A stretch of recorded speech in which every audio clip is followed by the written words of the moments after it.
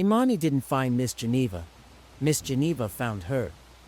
It was in the garden again. Early morning, mist still clinging to the grass, like memory. Imani had just placed another stone at the edge of the yard, forming the second ring. She didn't know why the circle mattered, only that it did.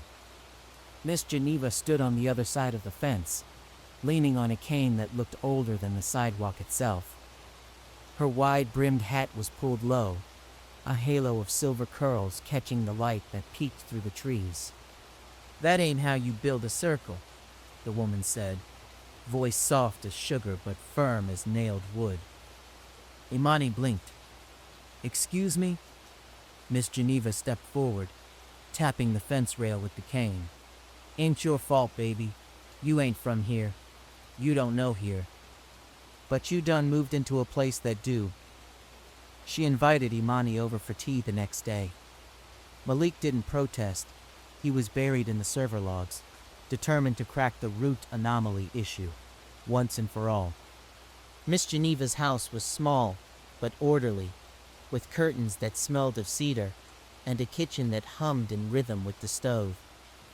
There were bundles of dried herbs tied with red string above every doorway. A blue glass bottle hung on the front porch, full of sunlight. "I don't mean to be rude," Imani said, cradling the chipped teacup.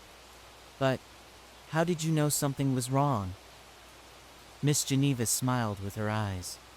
"Didn't have to know. Felt it." She pointed toward the west-facing window, the one angled directly at Imani's home. "That house watching too hard. Ain't never trust a house that remember too well." Miss Geneva explained it like this. "There was a root circle on that land, before the roads, before the zoning, even before the church they bulldozed. A root circle? Protection. Binding. A call for presence. My great-aunt's people kept it marked in salt and iron. Said it held the weight of something that should have been let go but wasn't." Imani leaned forward, and the developers just built over it? "Concrete don't erase memory," Miss Geneva said, sipping her tea. "Just buries it. And when you layer all that tech, all that code, all that false light..." She trailed off. Her eyes found Imani's stomach. "You expecting?" Imani nodded. "Then I'll tell you this and be done. Some homes pick who they let in and who they let through. That one, that home, it's still deciding." Imani left with a paper sachet of dried sage and something else that smelled like crushed lightning bugs. She tucked it inside the kitchen pantry, behind the smart hub she'd stopped using. Malik noticed the change in her, though he didn't ask about it directly. That night, as they brushed teeth in silence, he finally said, "Do you really believe all this?" She spat, rinsed, looked him in the mirror. "You don't have to believe for it to be true." He opened his mouth, then closed it again. The bathroom light flickered once, then held steady.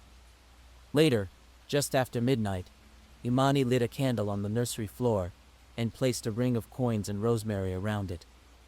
She whispered the words Miss Geneva had taught her, not understanding them, but feeling them. From the hallway, Malik watched her, unsure if he felt awe or fear. The candle didn't flicker, but the walls hummed, and in the baby monitor behind them, the screen turned to static, then white, then, briefly, blue flame.